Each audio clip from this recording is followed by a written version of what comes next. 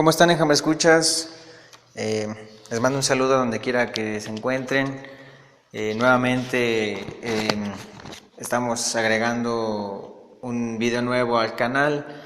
Se ha hecho el análisis ya de los primeros 4 discos de estudio de Enjambre y por fin toca turno al más reciente material discográfico de Enjambre. Me refiero a Proaño, un disco que fue lanzado el 28 de octubre del 2014, hace ya un tiempo. Es el tercer disco de material discográfico de Enjambre, que es bajo el sello EMI. Fue grabado en Sonic Ranch, igual que su predecesor, Huéspedes del Orbe. Y bueno, pues tuvo ciertas cosas interesantes con respecto a su trabajo de producción, debido a que tanto la producción como la mezcla ya no fue a cargo de Julián Navejas.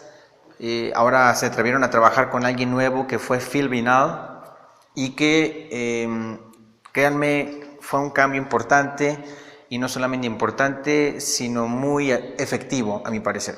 Adquiere el disco una atmósfera de sonido totalmente diferente a la que había presentado en discos anteriores, y es un cambio muy, pero muy positivo, ¿no? Con respecto al arte y el diseño de lo que es el disco en sí, pues corrió a cargo de Isaac Navejas, uno de los hermanos, pero que no está dentro de la banda. Y bueno, la foto, bueno, en primer lugar, hablando precisamente de eso de la foto, la portada del disco, tomando en cuenta que se van a dejar de fuera las reediciones, este es el primer disco de Enjambre en donde aparecen los miembros de la banda en la portada. Yo sé que un año antes se lanzó la reedición de Huéspedes del Orbe, y ahí vienen los miembros de la banda en la portada, pero esa la dejamos de lado porque es una reedición. Entonces, hablando de lo que son los discos de estudio, es el primero de ellos en donde se incluyen a los miembros de la banda en la portada. Y bueno, también rompiendo esa seguidilla, ¿no?, de portadas en donde estaban ausentes los rostros de los miembros de la banda. Es un disco que se compone de 14 melodías, igual que el disco anterior, Huéspedes del Orbe, y que tiene una duración superior a los 49 minutos, inferior a los 50, y es el tercer disco con mayor duración con mayor duración de la banda, solamente superado por Consuelo en Domingo en segundo lugar, y en primer lugar por El Segundo es Felino. Se dice que es un disco conceptual. Los mismos miembros de la banda aseguran por ahí que es un disco conceptual. Ya conforme vaya llegando el momento daré mi opinión al respecto, pero pues sí tiene algunas cosillas por ahí conceptuales, ¿no? Vamos a pasar a hacer el análisis del disco. Como lo mencioné, son 14 temas y el disco abre con Argentum. Tiene un intro espectacular, un intro que te vuela el cerebro por la grandísima composición musical que cuenta, un intro muy pero muy rock, que viene a ser redondeado por una muy buena participación musical en el resto del tema, y la parte lírica es interesante. Con respecto al nombre Argentum, bueno, la palabra Argentum es una palabra en latín que traducida al español se puede interpretar como plata. Sabemos que la banda es de Fresnillo, Zacatecas, y una de las minas, que es la mina Proaño, era bien conocida porque tenía mucha plata, entonces de ahí viene el nombre del tema. Y pues la letra, pues básicamente, según los comentarios por ahí que en Spotify de este tema, habla de los lugares de donde vienen los miembros de la banda, ¿no? Entonces, a mí me agrada mucho dos instrumentos principalmente en este tema, que es el sintetizador y la batería. Son los dos instrumentos que me agrada demasiado. Musicalmente hablando, es un tema muy pero muy rockero, que ahí queda, ¿no? Inclusive, con respecto a una curiosidad de este tema, desde la primera vez que lo escuché me llamó mucho la atención porque le encuentro una cierta semejanza a la tonadita que tiene la parte de la parte cantada de un tema de Pink Floyd muy conocido llamado Sheep, del disco Animals del 77. Si nunca, me imagino que esta referencia que yo les estoy dando no es nueva para ustedes, porque me imagino que ya hay gente que la ha posteado por ahí en YouTube, por ejemplo, pero si no han escuchado el tema Sheep de Pink Floyd, pues ya estuvieran oyéndolo para que saquen sus propias conclusiones.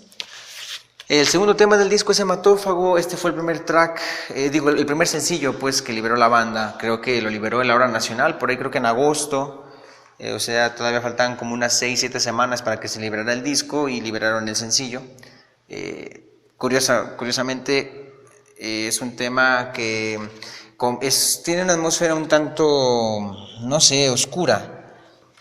La parte musical ayuda demasiado y la letra pues también como que tiene esas rimas bizarras que caracteriza tanto a la banda y funcionan demasiado bien para continuar de Argentum. Me gusta mucho el riff de guitarra que tiene por ahí Javier para unir el penúltimo con el último, la penúltima con la última estrofa, y tiene, digamos, también un buen sonido con el sintetizador al inicio y que ayuda también a continuar lo que viene siendo el resto del tema. Es una canción también junto con Argentum, en donde Luis Humberto toma parte de la guitarra por la complejidad quizá que tiene el tema, ¿no? Así que pues ahí está, ¿no? La letra muy interesante. Se puede interpretar como un mosquito, de hecho es básicamente según los creadores, según Luis Humberto, que es quien la escribió, dice que es un mosquito, pero mucha gente dice de que no, o sea, con la interpretación del video había un cuate que por ahí hizo una interpretación muy interesante, que bueno, de algo tan simple lo hizo algo muy complejo, agradable al final de cuentas. El tercer track del disco es En Deuda, es un tema que tiene una atmósfera, no sé, algo oscura, o sea, también como la de Hematófago, pero la de Hematófago no era tanto oscura, era más bien como de tensión, pero esta atmósfera sí es muy oscura. El tema, a mi parecer, trata de la eutanasia, quizá, algo de eso. Me gusta demasiado la letra y la música. De hecho, Argentum, Hematófago y En Deuda son canciones que se caracterizan, a mi parecer, de tener una letra bastante interesante y tener también una complejidad musical digna de ser mencionada. En Deuda creo que es la primera canción en donde el bajo realmente toma un papel importante. A mí me gusta mucho escuchar al bajo en esta melodía, y la guitarra también adquiere un valor importante en el tema. La batería no se diga, y creo que es el primer track del disco en donde la voz de Luis Humberto realmente destaca mucho. O debe de analizarse y de mencionarse sobre los demás temas, ¿no? Así que pues ahí está este tema de En Deuda, que musicalmente hablando mantiene una complejidad que ya llevaba arrastrando con los dos temas anteriores y que embona perfectamente en lo que va hasta el momento el disco. El cuarto track es Sábado Perpetuo, que también fue sencillo, de hecho fue el segundo sencillo del disco. Este video musical ya salió hasta que el disco había sido liberado. A mí me gusta mucho porque tiene un ambiente muy armónico, inclusive tiene una conjunción muy buena con el video musical. Es un tema que te levanta el ánimo, es un tema que rompe totalmente la tensión que había venido acumulándose con Argentum, con Hematófago y con En Deuda, y que también rompe quizás ese rock tan fuerte que llevaba la banda para hacerlo un rock un poquito más tranquilo, más llevadero, y de agrado quizá general para todo el público. Hay un pequeño pasaje de guitarra por ahí que me gusta demasiado. Y pues, ¿qué les puedo decir, no? Tiene algo como que es muy pegajosa la parte lírica y la parte musical, y todo está muy agradable de este tema. El quinto track es Tulipanes, que este es la única canción del disco escrita por Julián Navejas. Como ya es costumbre, desde que él llegó a la banda, él tiene alguna pieza por ahí metida en el álbum, y aquí en este no es la excepción. Aquí solamente colabora con Tulipanes, que es un track que tiene una simplicidad en la parte lírica, pero es una parte musical muy, pero muy buena. Destaco sobre todo el solo de guitarra que tiene por ahí Javier, ya casi sobre la mitad de la canción para el final. Está muy bien hecha, y lo repito, o sea, a pesar de que es muy simple la parte lírica, la parte musical lo compensa totalmente esa parte lírica. El sexto track es Rosa Náutica del Piso. Me gusta mucho esa atmósfera, la atmósfera que genera la canción. Trabaja demasiado bien en todos los instrumentos. Los coros, también algo que destaco mucho son los coros que tiene el tema, y la voz de Luis Humberto, como en Endeuda, adquiere también un cierto toque interesante que hay que resaltar. Y bueno, creo yo que hasta el momento de las seis canciones, digo hasta la sexta, ¿no? Pero con las canciones anteriores creo que esta es la mejor letra que hay en todo lo que vamos del disco. Me gusta mucho, es una letra muy pero muy profunda, que se puede interpretar de diferentes maneras. El séptimo track del disco es Dama Demencia, que es un track muy pero muy rockero. Me gusta mucho porque adquiere o sea, no hay sintetizador en este tema, y la temática que abarca pues es de una mujer que pierde la memoria. Es básicamente de lo que trata. Se me hace, como lo he mencionado anteriormente, me gusta mucho que Enjambre trabaja con los cambios de ritmo, ¿no? Como es que puede estar una canción con mucha tensión, y después le baja la tensión y la hace un poquito más armoniosa, pero en este caso de una tensión muy alta la baja a algo muy nostálgico. Eso es algo inigualable en este tema, que me gusta demasiado. El solo de guitarra me está muy bien compuesto, muy bien puesto ahí en el tema, y creo yo que a pesar de que la letra es muy simple, ayuda demasiado los aspectos que ya dije anteriormente. Hay un dato interesante en la parte de Décadas en Decadencia, que es la parte que yo la siento muy nostálgica del tema, y es que en la versión de estudio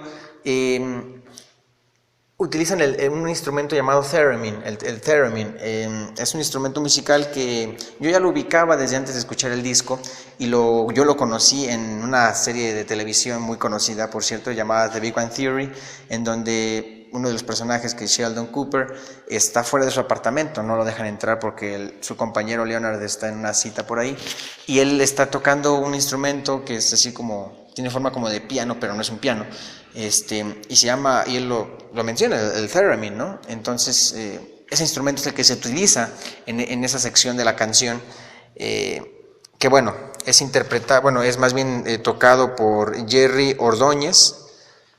Se le dan sus créditos respectivos en el disco, en el booklet.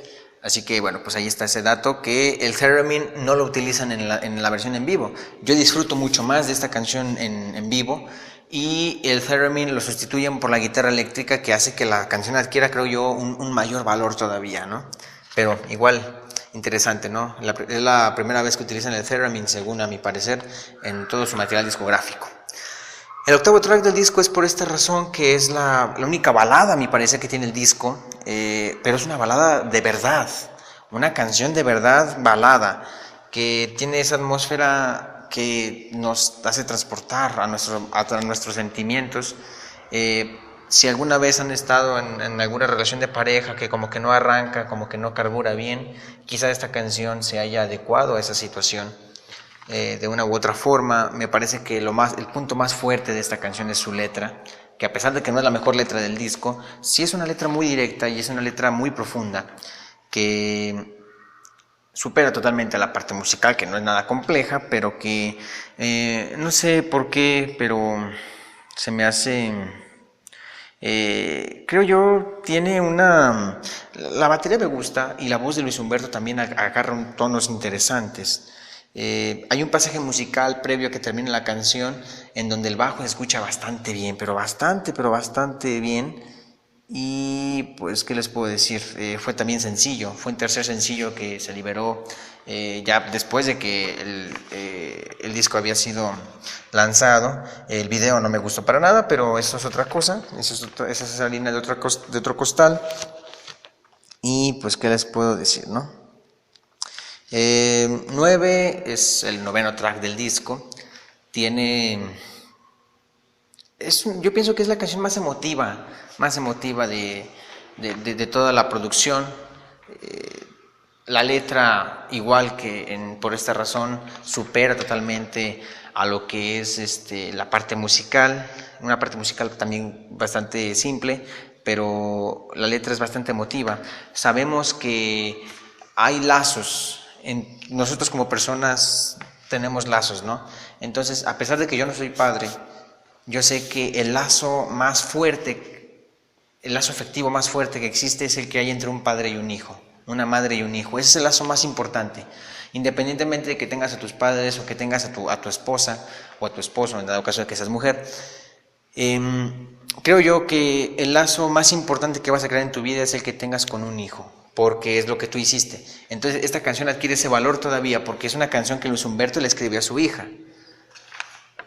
Entonces tiene ese valor emotivo, adquiere tonos en la voz muy altos que lamentablemente sabemos que uno de los cocos que tiene la banda es que Luis Humberto no se aplica muy bien en los conciertos y la canción pierde mucha fuerza en concierto, por el hecho de que Luis Humberto no alcanza quizá lo que sí alcanza en estudio, pero en sí es un tema que a mí me gusta demasiado, fue sencillo, inclusive también bueno, ya lo liberaron cuando salió por Año Deluxe, más o menos por ahí. Liberaron este sencillo y qué les puedo decir más, ¿no? Los coros me agradan demasiado y cuando la música tiene un bajón, el bajo se escucha demasiado bien y además me gusta cómo es que se van sumando los instrumentos para regresar al tema, ¿no? Está bastante bien hecho esta canción. El 10º track del disco es Mi Luna, que según palabras de los mismos miembros de la banda, fue el primer, o sea, es el tema más antiguo que tiene este disco. Es un tema que lo trabajaron, quizá Luis Humberto lo escribió cuando estaba todavía con la alineación anterior, pero quizá jamás se los presentó a la banda y lo vino a presentar hasta que ya se juntaron con estos nuevos integrantes. Es muy probable, esa es mi teoría. Es una atmósfera tétrica, oscura, no sé, tiene tonos que, o sea, explora campos que pocas canciones de la banda lo han hecho. Quizá ninguna realmente sea tan oscura como este tema. Tiene un bajo que, créanme, te vuelves loco con este bajo. Tiene también el sliding, es un fierrito que se ponen en los dedos para hacer que la guitarra se arrastre un poquito, el sonido suena un poquito más chillante. Y bueno, pues la voz de Luis Humberto también me gusta demasiado en este tema, sobre todo cuando sube de intensidad. La canción tiene también otro bajón de ritmo que va subiendo de intensidad con ese redoble de batería y explota con el jajaja, la luz no te llega en su totalidad. Me gustan mucho también los coros que da Julián, y no solamente los coros que da Julián, sino la segunda pista de guitarra que aporta Julián. Ese sonidito que tiene la guitarra de Julián se me hace también muy atinado. ¿Y qué puedo decirles, no? Es un tema muy interesante. El siguiente track es Hombre Elefante, el número 11. Tiene una característica de que Semiluna dejó una presión muy alta, y sin embargo Hombre Elefante la baja totalmente. Tiene una parte musical que está interesante, discreta, pero muy agradable. Me gusta mucho la guitarra eléctrica de Javier, y sobre todo los coros que hacen tanto Rafa como Julián. La voz también de Luis Humberto tiene un muy buen papel. Y con respecto a la letra, hay una interpretación interesante. Bueno, yo la interpreto de una forma. Aquí va a estar abierto a sus comentarios. Sabemos, bueno, dicen por ahí, no sé si sea verdad o no, pero que Luis Humberto tiene cierto problema con el alcohol. No creo que sea verdad, pero dicen que sí, que tiene algo de alcoholismo por ahí. Y si se dan cuenta, el tema dice: sé que te gusta consumir y no tolero el daño que te hiciste, el que te sigues haciendo y a tu voz de sustento. Luis Humberto es cantante, o sea, básicamente el sustento que él tiene es su voz, ¿verdad? Básicamente. Entonces, esta canción posiblemente podría servir como una autocrítica para esa situación que él tiene del consumo. Esperemos que solamente hable de alcohol, No sé de qué otra cosa pueda ser, ¿no? Y esta canción también es un tanto interesante porque también como que la relaciona un poquito con Maleable, en dado caso de que la teoría sea cierta de lo del alcoholismo, también posiblemente se podría relacionar con Maleable, algo al respecto de ahí, ¿no?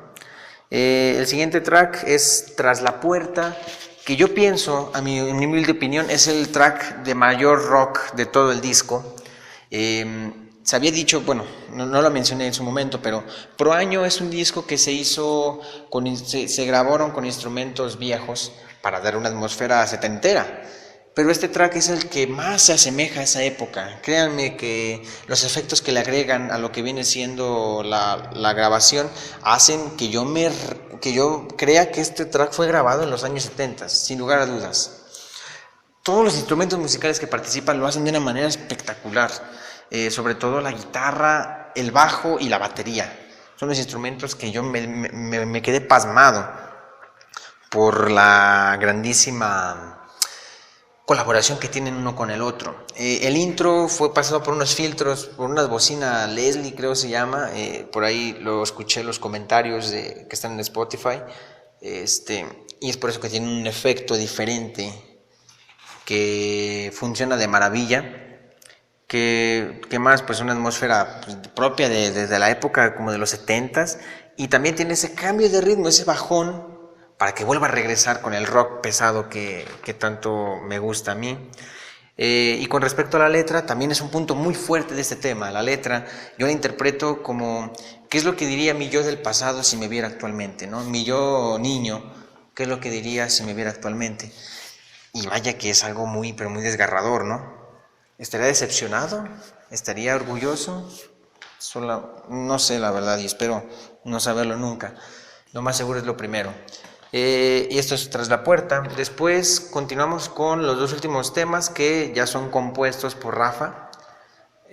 Son dos temas que siguen quizá la línea que llevan los temas que escribe Rafa para la banda.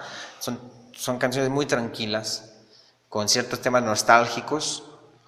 Y la primera canción de ellas es Calzada por Año. De hecho, este es el primer disco de la banda en que Rafa compone dos temas. Solamente componía uno. Compuso Transeúnte en Huéspedes del Orbe y compuso Making It Back en Daltónico. Ahora son dos temas para este disco. El primero de ellos es Calzada por Año, que es instrumental, un tema de 1 minuto 40 más o menos de duración, muy cortito, pero que fíjense, tuvo un efecto muy particular en mí cuando lo escuché por primera vez.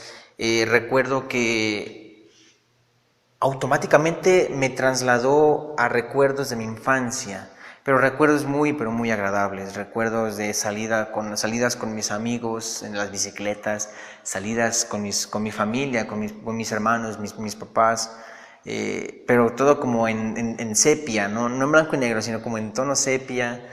Y es una canción que siempre que la escucho me da esos recuerdos, y es una canción que me gusta demasiado por ese efecto que tiene en mí. Son muy personales, vamos. Y el disco termina con De Paso, que es una canción que mantiene la línea de tranquilidad que llevaba con Calzada por Año. Es un tema que se nota automáticamente la voz, el cambio de voz, la voz tan serena, pero también tan profunda que tiene Rafa, y que tiene una particularidad que no tiene ninguna canción de este disco, y es que usan el órgano Hammond. Inclusive no sé si alguna vez lo habían usado en temas anteriores de los otros discos, pero es una atmósfera que se genera gracias a este órgano que inigualable, créanme.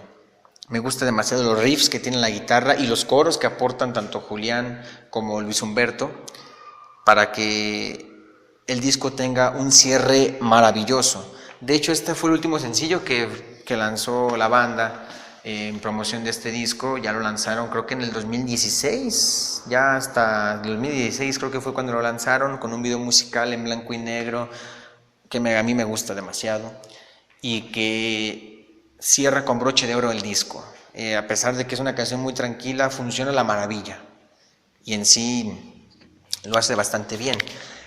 Entonces, ya habiendo hecho el análisis de las canciones, yo pienso que tenemos que comenzar a checar eso del conceptual, si realmente es un disco conceptual, porque el concepto, a mi parecer, es Fresnillo, Zacatecas. Ese para mí es el concepto del disco, pero para mí solamente los tracks que medianamente se pueden asimilar con Fresnillo es Argentum, Sábado Perpetuo, Dama Demencia, 9, Tras la Puerta, Calzada por Año y De Paso. Para mí son los únicos temas que tienen algo que ver con el concepto. Los demás no les hallo cabida. Inclusive de estos 7, posiblemente 2 o 3 los esté metiendo ahí como a fuerzas. O vagamente tengo como una idea del por qué son parte del concepto. Pero bueno, trabaja demasiado bien el disco en general. Me parece que tienen muchos aciertos que no los tienen con otros discos, y aquí se dejan ver muy bien, pero muy bien. Con respecto, bueno, vamos a pasar a lo que más les interesa, el top 3 del disco. Miren, siempre he dicho que mis análisis son totalmente personales, pero este disco es 3 veces más personal que el resto. Tiene efectos, digamos, muy diferentes a los que en mí de los que tienen los demás discos. Entonces, ese top 3 está muy basado, al menos de las 3 canciones que voy a mencionar, 2 son muy, pero muy personales, y una es por una maravillosidad lírica y musical. Entonces, el tema 3 es uno de los personales, es En Deuda. Había mencionado durante su análisis que habla como, al menos a mí se me hace la impresión de que habla de la eutanasia. Y este es uno de los temas que me llegan a mí por la parte personal. Hace poquito más de 11 años, de hecho la semana pasada se cumplieron 11 años, falleció mi abuelo paterno. La situación con él, yo en esos años, yo era un niño, no sé cuántos años tendría, pero tenía como 8 o 9 años cuando él falleció. Y bueno, pues fue una situación interesante. Yo no recuerdo muy bien cómo estuvo la cosa, pero mi papá me lo llevó a comentar hace como 3 años. Mi abuelo ya estaba internado en el seguro, ya no podía abrir los ojos, o sea, creo que estaba inclusive en estado de coma. Entonces el doctor habló con mis tías y con mi papá y con mi abuela, y les dijo que ya estaba por fallecer y que se fueran a despedir porque sí los podía oír. Entonces todas mis tías, mi abuela y mi papá, pues hicieron lo suyo, ¿no? Fueron a despedirse. Y aquí es en donde entra lo interesante. Mi abuelo estaba escuchándolos, bueno, según dice el doctor, los estaba escuchando, y qué feo escuchar a tus familiares dándote ya por muerto. Y es quizás en lo que embona esta canción, porque dice: en mi funeral me encuentro despierto escuchando a todos hablar sin poder contestar.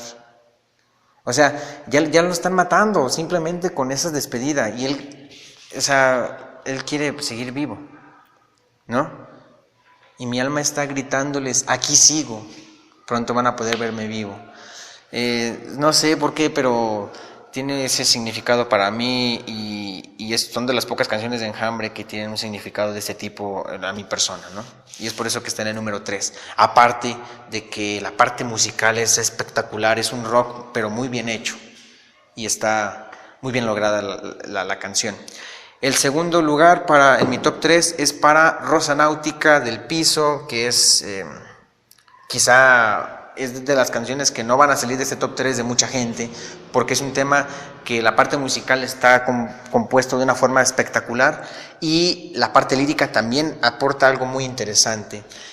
Yo leí una opinión, un análisis de esta letra hace ya como 1 año y medio. Lamentablemente ya no encontré el comentario, de un cuate que decía, lo interpretaba como a un vagabundo, una persona que no tiene hogar, que es lo que vive él, ¿no?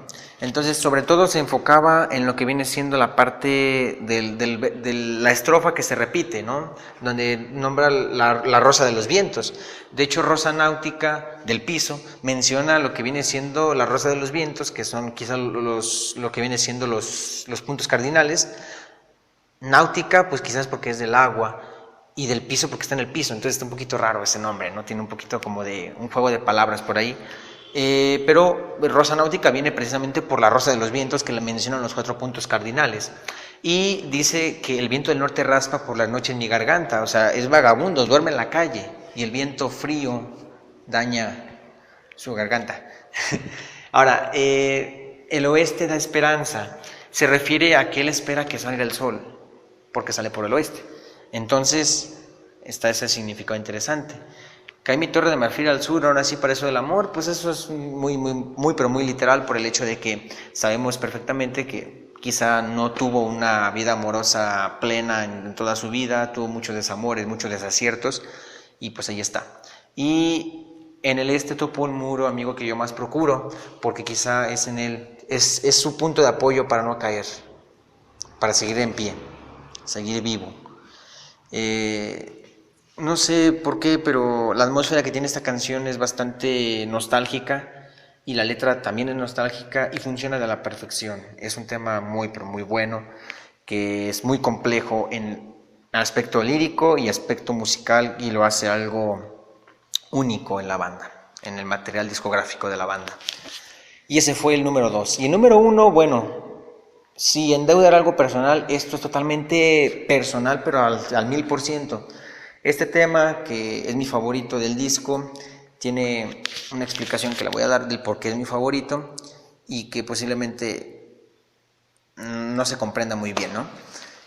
Recuerdo una noche salí con quien era en aquel momento mi mujer, bueno, mi novia, y bueno, fue una noche desastrosa. Ella terminó yéndose por un lado y yo no la seguí porque no quería hacerlo y porque tampoco sentía que era apropiado. Así que regresé a mi casa. Entonces, cuando uno está como que un tanto pues triste, pues pone música, ¿no? Al menos yo hago eso. Entonces, cuando pues coloqué los audífonos, puse a reproducir todo lo que tengo en la biblioteca musical en aleatorio y empezó justamente esta canción, que es mi favorita, que a partir de ese momento me di cuenta del valor importantísimo que tiene y la logré interpretar a la perfección. Y esa canción es Semiluna. Cuando se estaba escuchando, no sé por qué, pero inmediatamente volteé al cielo. Digo, la canción se llama Semiluna, y volteé al cielo y la luna estaba a mis espaldas justamente. Y por azares del destino, no sé, estaba la luna justamente en semiluna y estaba tal y como la describe la canción, naranja, o sea, rojiza. Y en ese momento algo se conectó y empezó el jajaja y no sé, me di cuenta que adquirí ese mismo sentimiento de Luis Humberto, de que la luna se burlaba de mi situación actual. Pero es cuando interpreté la melodía y me di cuenta que la luna está sola, arriba, está totalmente sola, a pesar de que es un punto en el que muchos de nosotros, porque yo me considero uno de ellos, centramos nuestra atención y nuestra admiración. Está totalmente sola y su brillo depende del sol. Su existencia depende del sol. Y quizá si lo interpretamos como una persona, a veces, muchas veces nosotros brillamos gracias a una persona que está lejos de nosotros. Y muchas veces existimos o seguimos adelante por esa persona que está lejos, del otro lado totalmente de nosotros. Y es un tema que fue en ese momento en el que me di cuenta de que a pesar de que la luna es no sé, algo que es muy valorado o quizá apreciado, admirado, está sola y está fría y no tiene con quién estar. Entonces es un tema que posiblemente es más personal que nada. Lo repito también, aparte de esta experiencia que tuve, tiene la atmósfera es muy oscura, es muy tétrica y es algo que no sé qué otra canción de Enjambre si le puede igualar en ese aspecto. Musicalmente hablando es compleja y la lírica tiene un verso que a mí se me hace de lo mejor que he escrito Enjambre. Aunque el villano sea redimido, villano es hasta el olvido. No sé, es un verso que a mí me fascina. Entonces este fue mi top 3 y en sí créanme que el disco tiene un valor personal muy importante. Muchas de estas canciones, de hecho es el único disco de Enjambre que yo soporto, o sea que yo puedo escuchar completo sin problema alguno y que todas las canciones me encantan, todas las canciones del disco me encantan. Es algo que no logra hacer ninguno de los discos anteriores y pues no sé, es más personal que cualquier otro. Entonces, bueno, para calificarlo, pues no hay otra calificación posible. Le doy el 10 completo al disco. y supera, pero por mucho, al resto de los anteriores.